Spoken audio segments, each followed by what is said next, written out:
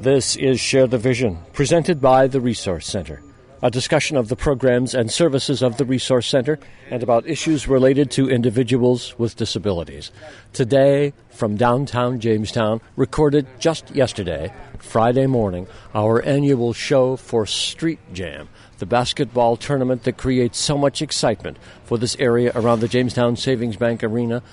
Sitting with me at this moment is the very busy, but she's carved out a few minutes for us, Tournament Director for Street Jam, Vicki Bardo. Vicki, thanks for coming back on the air. Well, good morning. And we were waiting for a nice quiet moment, but as you can see, that's not going to happen, Dennis. Well, it is a very busy environment around here. At the moment, Lee Harkness and another man are building the stage that you'll be using to direct all of the Street Jam activities here, right in front of the Jamestown Savings Bank Arena. How's everything going up to this point in terms of getting ready for basketball, which by the time this hits the air will be being played full force downtown here? Yeah, by the time this airs, we will be in full swing. But as of Friday at 10 o'clock, the weather is absolutely perfect. A little warm, but it's a small army of people down here, as you can see.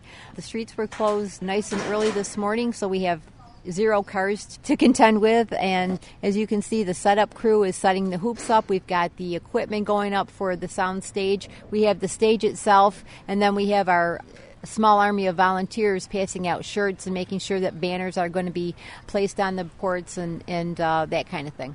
Now, Vicki, help us understand what Street Jam basketball, just restate the entire concept here for a moment. What is going to happen in this neighborhood around the Jamestown Savings Bank Arena through Saturday and Sunday this weekend? Well, I think the first thing is that street basketball has been a tradition in Jamestown for the last 19 years. And what's going to happen is a lot of basketball on the streets, which consists of 4 persons on a team. And it's just great fun. There's competitive basketball, and we have 20 courts ready to roll. And it's just a whole lot of fun. And tell me about the number of teams that have been registered for Street Jam this year, because somebody was asking me that question this morning, and I didn't want to quote you without actually getting the real information. Well, we actually have 221 teams that are going to be playing in this year's tournament, which is quite a few players coming down, a lot of folks coming down for the very first time to Jamestown and playing in our tournament. And, of course, we roll out the red carpet for them, as the businesses as well. I mean, everybody is working together. Everybody is putting signs up in their window, and we've kind of said to them, look, they're here for the weekend. Let's hope they come back and that they enjoy themselves while they're here. So, a friendly smile and a warm hello goes a long way. And where do the Street Jam players come from? You said they were coming to Jamestown for the first time. Where are you drawing teams from for this year's tournament? Well, actually, we have a lot from Buffalo. As you know, there's no Gus Macker in Buffalo up until recently. Now they said they're going to be in August, but we picked up a lot of those players. And also we have folks coming from far away as Las Vegas, Texas. Las Vegas, yes. In fact, one of the players called me, and he was all in a panic because he missed the deadline, but he actually didn't miss the deadline. And he said, I was on a plane traveling back home to Vegas, and he has family here in Jamestown, and he's coming back to play. And it's really, we hear those stories a lot. Some of the players have grown up playing 3-on-3 basketball in downtown, and they use this as a mini reunion. You said 221 teams, but I'm going to inflate that to 225 just to make it easier to do the math. Because if you have 225 teams, then you double that, and that's 450. You double that again, and that's 900. If it's 4 people per team, you're bringing 900 players alone to downtown Jamestown. That's right. That's 900 players alone. And each player, how that goes. They bring their friends, their girlfriends, their parents. We see everything from baby strollers to folks using walkers and just kind of setting up camp and hanging out for the whole weekend. Vicki Bardo, not everybody plays everybody. I mean, there are divisions in your Street Jam 3-on-3 basketball tournament. So just kind of run through the divisions in terms of youngest play to most mature members, if I can say it that way. Well, that's very, very kind. We have the 8 and under bracket, which is playing on their own court, and then the 9 and 10s, 11, 12, 13, 14, and so forth. All the way up to, I think, our oldest player this year is age 57. And there will be championships in each division. Absolutely. And each court, so to speak, has an age division that's playing on it. And you're winning that court. You know, you're exactly right, Dennis. You're not playing anybody that's older than you or younger than you or whatever. You're all the same age and playing ability on that court. And how many games does each team get to play for sure? 3 for sure, but some of them go up to, you could be playing as many as 10 games. So what's the total number of basketball games approximately that will be played through the remainder of the day today, Saturday as this is broadcast, and into Sunday? Oh my gosh, Dennis, I can't even imagine. I would say 600. And the games, last a varying amount of time because you don't do it by the clock, you do it according to the score. Well, actually, they're 25-minute time slots. Mm-hmm. And, if the weather cooperates, then that's how it is. But if not, then we speed it up and we can alter the games by the number of points scored or by the time on the clock. However, we see that it's going to work the best for the success of our tournament and the safety of our players. You said those words, so we got to go back to the subject. If the weather does not cooperate, and the forecast as we speak here, as we record this on Friday morning, has some relatively high probabilities of precipitation for Saturday in particular, last I saw, but we should also immediately say as a caveat that relatively high probabilities of precipitation haven't really panned out over the last week or 10 days around here. So I guess it's whatever you're going to get, you're going to play through. That's right. And hopefully we'll follow that same pattern of not having any horrendous weather. We do play in rain. We do not play in thunder and lightning. We suspend the game, and then everyone takes cover into the beautiful ice arena and wait for the official announcements as to what is going to be happening with the playtime. For people who want to come down and see this maybe for the first time or just get back in the groove here of Street Jam basketball, where are the courts located? Let's describe that for the radio listener in terms of where they will find basketball action here in downtown Jamestown today and tomorrow. Okay, all along 3rd Street from Monroe over to Washington Street, you will find a lot of action. The younger players will be down by the Panache end of the tournament, where the senior players will be down by Washington Street. And then, of course, the big hubbub of activity is our top men's court and our adult women's court, which will be played right in front of Renner Center and in front of the arena. Now, most of these are played right on the asphalt, but you do put up a special court for what's happening right here in front of the arena. Yeah, we do. It's called a sport court, and it goes down like a big jigsaw puzzle. And it's quite colorful, and it's fun and festive, and we have bleachers, and you can see the stage, and the music will be cranked up, and it's just a real Jamestown vibe, I like to refer to it as. Vicki, talk to me about the organization and the execution of the organization for this tournament, because you put months and months of work into this. Well, I've been doing this for 19 years, and on the committee with me are a lot of folks who've also been there since day one. Marcus Maloney, Jordan Bardo, Bill Van Dyke, Ron Hassan, to name a few, and we all work together, sitting around the table, I'll bet you, for a good 10 months out of the year. There's a lot goes on the back side of bringing this tournament to life. What you see that tournament weekend is a fraction of what really has to happen to pull it off. You mentioned the committee. Are there any other groups, organizations, businesses that you want to mention that have been key to putting together this 19th year here for Street Jam? Well, throughout the years we've had tremendous support through the businesses downtown, and also when we were elsewhere, we were at the mall, we were at JCC. But it's always a good feeling when they say, we're glad that you're here. We're glad that you bring all these folks downtown. And there's so much for them to see and do while they're in the area. And a lot of folks, they take advantage of walking around downtown. A lot of the folks will mill about. I know a lot go to our TPI, that kind of thing, the Fenton Center. So there's other things for them to do. So we're just glad that we're a part of that. The focus of a lot of attention on downtown Jamestown and the entire Jamestown area for this weekend. Now, Vicki, I know your time is precious, but a few other things that I want to have the listeners know about that you can speak to directly. This program is airing just before noon on Saturday. Special events, things to look forward to through the remainder of the day today and Sunday. Let's give them a little bit of the timetable. One of the big thrills of the tournament has always been the Street Slam, and that's sponsored by the U.S. Army National Guard, and that takes place at 6 p.m. on Saturday. What's that like? Oh, it's wild. It's for adult players in the tournament who want to show off their dunking skills.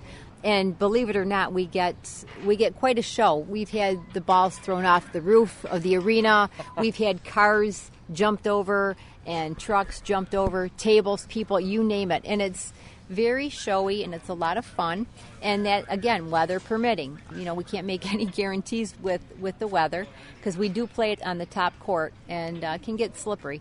The other thing going on Saturday, going to start pretty soon, is the Wee Jam, which is the slam dunk contest for the little kids under age 10. So there's a lot to do, a lot to see. There's going to be delicious food.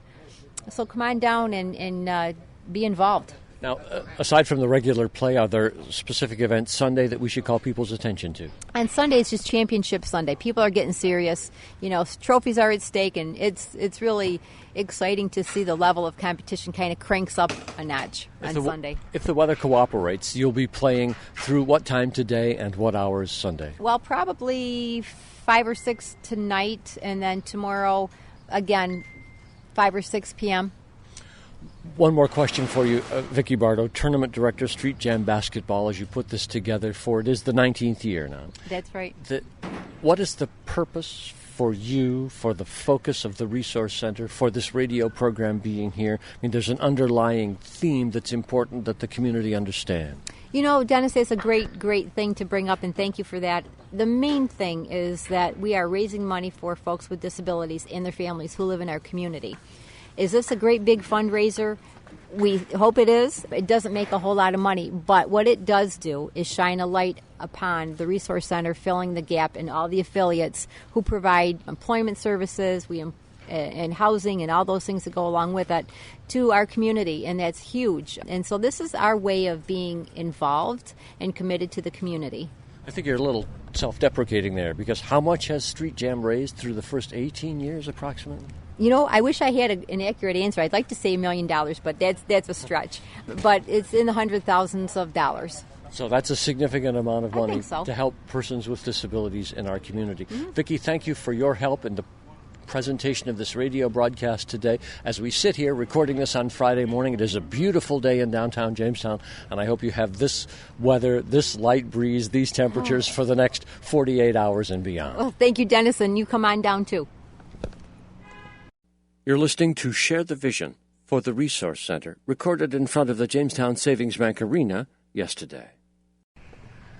As Vicki Bardo mentioned in the opening segment of this program, there are special people who make a heartfelt contribution to Street Jam and its success. And Vicki wanted to make sure that this young man got his opportunity to speak on the radio today. What is your name? Richard Martin. Richard Martin, you and I have spoken at Street Jam a lot over the years. Yes, we have, Dennis. How many of these tournaments have you been a part of? All 19. All 19. And what do you do with Street Jam, Mr. Martin? I volunteer, help Vicki out with setup and stuffing trophies for the players that they get. And why do you do this? Just something to do, Dennis. Get me out in the community, meet wonderful people. Vicki told me before we got on the radio for Street Jam and this special edition of Share the Vision from downtown Jamestown today that you're a pretty key person in the organization of all of this because you've been here every year and you know how it plays out on the street. Yes, I do, Dennis. How does it play out on the street? I think it works out great, Dennis. It's a great, I want to just let people know it's a great organization to come down, a great event. Come down and watch it, folks, and support this wonderful organization in this event. Now, in terms of the moment-to-moment play, things go pretty smoothly. One team after a pair of teams after a pair of teams on the courts, and once it gets started, it all just kind of happens smoothly. Yes, it does, Dennis. Depends on the weather, too. If we get the rain, the courts keep moving because we got to get the games in and things. Otherwise, everything runs smooth. What is your favorite part of the whole Street Jam experience, Ricky? Just being around the Resource Center staff and being around the community and get to meet different people. That's what I enjoyed, Dennis, so many these 19 years. In the height of the play on a Saturday or Sunday down here, what's the atmosphere like? Use some descriptive words, Ricky, to say what it's like to be among the people, how big the crowds are, what the intensity is like here. It looks very packed, Dennis. Very enjoyable. People are in the stands. Happy. People are in the stands sitting and everything. Or standing around the courts and watching all of these games. Yep, to support and everything. They all enjoy it. Listen to music. That's all that I can say, Dennis. Well, Ricky, thank you for your contribution. Now the 19th year for Street Jam, and I hope you have a great weekend. Same to you, Dennis. Thank you. Vicky's right here, and who's this guy sitting next to us? We ought to give him a minute on the air here. Daryl. This is Daryl. Daryl Stein is going to take the seat that Ricky was just... Daryl Stein, how are you? Pretty good. Now, you're involved in Street Jam again this year. Oh, yeah. I like doing that. Are you playing basketball? Nope. I'm the volunteer helper. And Bill's 70 years I've been here, right? At least. At least 7. Yeah, 70 years I've been here at the Street Jam. And what do you like doing down here, Daryl? Oh, help with the garbage cans are full and they're full over. Well, somebody's got to do that, yeah. yeah, do that. And that, task and it's done. Right. We don't want, kids running up and down and get hurt and stuff like that. So you kind of got to police what's happening around the edges here, peripherally. Oh, yeah, that. And then sometimes they ride a bike through and walk with a bike. We should leave them home. That's true, Becky. That's true. But people forget, that there's basketball going on down here, and you can't really drive a car through or ride a bicycle through or skateboard through or whatever. Whatever you want to do. Well, Daryl, is there a certain point in Street Jam you look forward to the most, or do you enjoy the whole thing? The whole thing. Well, thanks for talking to me. Have a great weekend. You too. This is Share the Vision, recorded yesterday during the setup for the Street Jam basketball tournament. The tournament is ongoing now in the neighborhood around the Jamestown Savings Bank Arena in downtown Jamestown. It's a little later in the day now, just after noon, inside the Jamestown Savings Bank Arena on the day before the Street Jam 3-on-3 basketball tournament really gets underway. And I wanted to stop and say hello to this lady. You'll find out why in a moment. What is your name? Mary Johnson. Mary, nice to have an opportunity to speak to you. This is your first Street Jam tournament.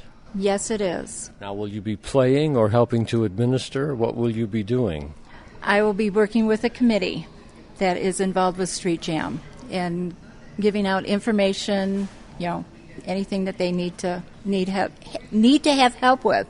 Are you an employee of Filling the Gap or the Resource Center? Yes, I'm an employee with Filling the Gap. I'm their corporate administrative assistant. And this is a new job for you? Yes, it is. So, considering there have been 19 years, many people who've spoken on this program today already have been involved for 19 years in 3-on-3 basketball, and this is your first experience. What's your sense of what's about to happen here? That's a good question, Dennis. I have no clue, but I am definitely looking forward to seeing what actually goes on. So people have got you excited about this? Oh, yes, definitely. Well, thank you for spending a moment. I'm anxious to catch up with you sometime in the future and just find out what it was like to be here and watch this. Will you be here all weekend? Yes, I will. Okay. Well, I hope you have a wonderful time, and I hope that your experience is as energized as many people who are involved in this tournament. Oh, I'm sure it will be.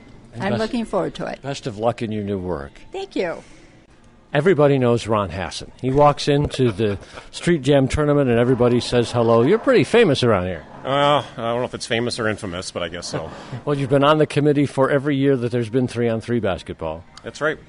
19, 20 years now, yeah. And what do you look forward to as you begin the Street Jam for 2015, the 19th year? Well, right now I'm setting up for to do the medical stuff, and I organize the first aid for the tournament, and we use volunteers. Everybody's a volunteer that comes this weekend, and they're from various volunteer fire departments. Some of them are my EMT students from Jamestown Community College as well. And overall, you cover kind of a blanket service all the time that the games are being played here. There'll be somebody there to take care of a person if they turn an ankle or hit the asphalt. Yep, that's exactly right. We get a lot of brush burns at this tournament. A lot of people slide and fall. And we also have a certified athletic trainer on site during the mornings. So some of our athlete players, not just the rank and file players, quite often we'll see her. They'll get their ankles taped because they've had previous injuries or whatever. So it's a real asset to have Amy Brunell, who's the trainer from Jamestown Community College, up here volunteering as well. You have a real commitment to this now, 2 decades. Yep. Well, I'm community-minded, as you know, between the fire service and EMS and dispatch and everything else. But it's a great event. It's a family fun event. It's a great time down here with seeing all the people. We have the food vendors, watching the kids play, and they really get into it. It's really interesting. What makes it work, Ron? Your perception of this after all these years, how does it come together to be successful every time now? I think it's the volunteers. We have a lot of volunteers, and without the volunteers, they could not put on this tournament. The commitment of the volunteers is just, amazing. Well, Ron Hassan, thanks for your time. I hope you get an opportunity to be something more than an EMT over the weekend and to get to watch a little basketball. All right. Thanks, Dennis. Share the vision today from the Street Jam set up yesterday at the Jamestown Savings Bank Arena and vicinity. Cindy Phillips is going to speak next, and you can hear this. Things are getting lively at the Jamestown Savings Bank Arena. You might hear some music in the background. We're inside right now because as we record this Friday afternoon, it's getting quite warm outside. But Cindy, both Steve Watterson, who does the Share the Vision program with me, and Vicki Bardo thought it would be appropriate for me to talk to you. So what is your role at Filling the Gap? I am Vice President of Business and Finance. I have been there in coordination with the Resource Center for 30 years now. Congratulations to you. Yes. Now, for those people, and this is always hard to find the right words to say, what is Filling the Gap and how does it relate to the Resource Center? Filling the Gap is a subsidiary corporation that just is doing, as its name, filling the gap for other fundings that maybe TRC didn't acquire or just other gaps in services that we can provide at a much less cost.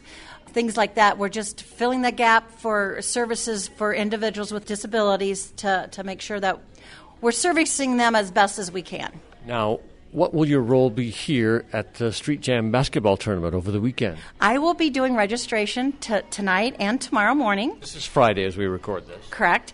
And then I will be a floater all the rest of the weekend, and then I do assist with the cleanup crew at the end of the day, each for Saturday and Sunday. This is not the first year you've done this. I've done this for the 19 years we've been putting on a basketball tournament. Well, then you would be an ideal person to give us your perspective on what this tournament is and how significant it works out to be for the community and particularly for the community of persons with disabilities. It's an awesome, awesome tournament that we do. Every year we bring in thousands and thousands of people to the downtown Jamestown area.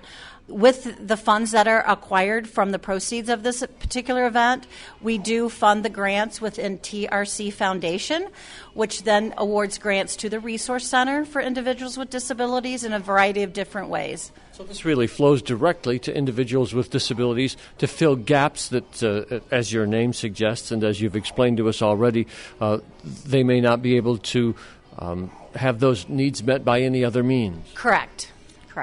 Specifically, how does that turn out? Can you think of an example or two of things that money that might have been raised by this tournament has done in the past to help someone with a disability in our community, Cindy? One of the biggest things that we continue to fund year after year after year through TRC Foundations with proceeds from our special events has always been transportation. Transportation, as you know, is a big need, not only in our own county but across the state. And we get a grant for our Team Services Corporation, that's their main focus, is providing transportation to only individuals with disabilities with the need that can't get either primarily to doctor's appointments, also to employment, but then also in the community activities. We transport folks. We're doing charter services now, so we get folks to the other events, the Laurel Run, which is in the North County. We're chartering for even individuals in nursing homes that have some needs.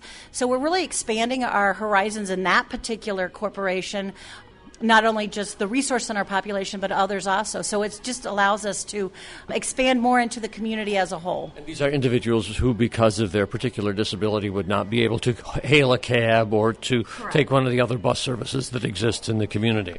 And as part of that, but however, those that can, we do provide a voucher for a cab. If it's, it's an employment, if it's short term, they can get cab vouchers for 2 or 3 weeks until they start making their own paychecks, that kind of a thing. So we kind of work depending on the need of the individual. Sometimes it's short term, sometimes it's long term. So, do you have a sense how much money is raised by this tournament every year or round figures?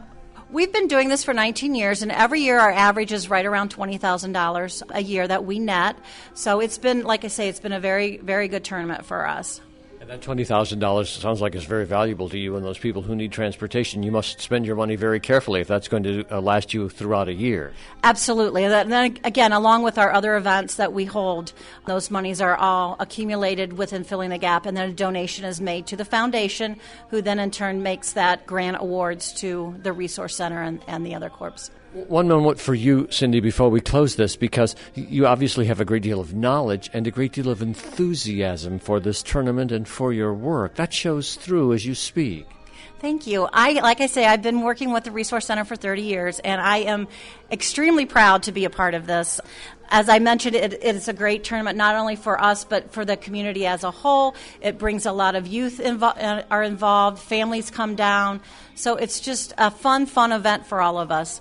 What motivated you to begin your work at TRC or the related corporations all those decades ago, Cindy? Well, I moved into the area from Ohio, and when I was looking for a position, that I got right into the accounting department. I worked my way up, and now, as I mentioned, I'm actually managing all the sister corporations to the Resource Center that then help fund other issues that are a requirement of TRC's programs. So. What are those other subsidiary corporations? Are they all under the umbrella of Filling the Gap? Kind of draw in the picture for us, even though we can't see it here, Cindy. Yes. Filling the Gap is the parent corporation. And that provides all the administrative services. For the others, Team Services, as I mentioned, is strictly a transportation company. We have New Vision Services, which is in-home personal care aid types of services, and our main populations are traumatic brain injury and nursing home transition diversion waivers. And then we also have Chautauqua Resources, which is a title holding company for some of the properties that are then leased to the Resource Center. So it sounds like there's a lot to manage in terms of your financial responsibility for all of this. Yes. Then we also have one other corporation, which is Support Enterprises, and that is a for-profit corporation that assists in subcontracting with the Resource Center's workshop. So we're assisting them in that fashion and then getting some other work on the side as well. Cindy Phillips, thank you for all your time, for painting in all of this part of the picture, because you've made it very clear to us how the money raised, how much is raised here from the Street Jam basketball tournament, and how it flows to the persons with disabilities and important needs that they have. So thank you very much. Thank you. I'm happy to be here. And have a wonderful tournament. Thank you. And thanks to all for sharing the vision today.